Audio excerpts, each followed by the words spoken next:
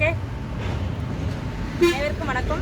வரக்கூடிய ரயில்வே எக்ஸாமில் கேட்கக்கூடிய ஒரு சிம்பிள் பேக் சம் பற்றி பார்ப்போம். இந்த சம் இப்போ பாருங்கள்.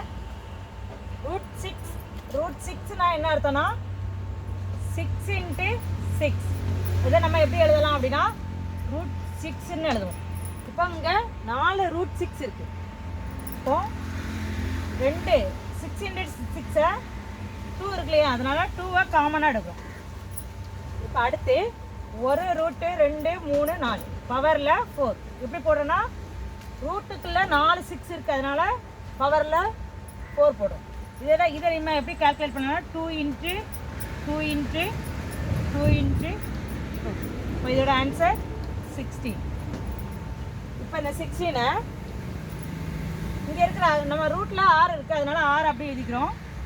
மேலே 16லேருந்து 1 கழிச்சு 50.